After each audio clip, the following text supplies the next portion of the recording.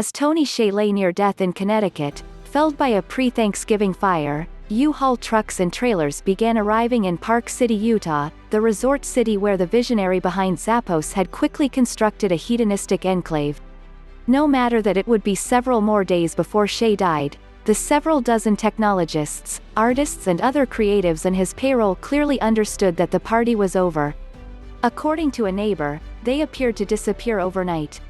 Contrast that with the scene in downtown Las Vegas, which Hsieh had spent the previous decade trying to almost single-handedly revitalize.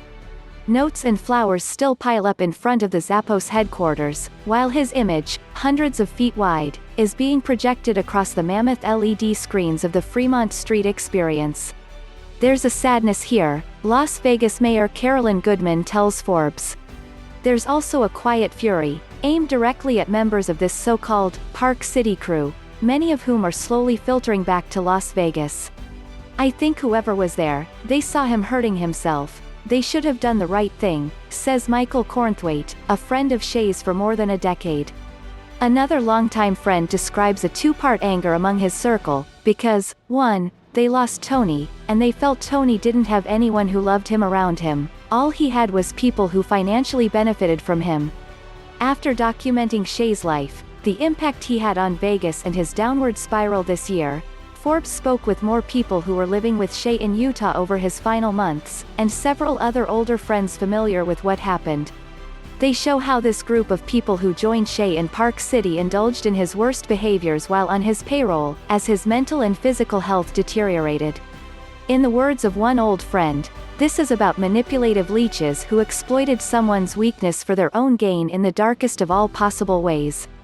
While longtime friends of Hsieh's first noticed him becoming more withdrawn, even distant, during conversations in the last months of 2019, Hsieh's descent coincided almost exactly with his relocation to Park City. In January, he attended the Sundance Film Festival there, as rumors swirled around Las Vegas that Hsieh had been partying hard with a new group of younger friends. A few days later, Hsieh returned briefly to Las Vegas to officiate the wedding of two local small business owners. He seemed different. Photos taken at the event, held at a venue across the street from the Cortez Casino, and shared with Forbes, show Hsieh wearing a bright orange sweater and brandishing a long stick covered in post-it notes. As he walked the couple through their vows, Hsieh seemed inebriated, according to onlookers, chain-smoking Camel cigarettes through the ceremony. During the seated reception, as friends and family toasted the newlyweds with speeches, Hsieh and a group of people did yoga on mats nearby.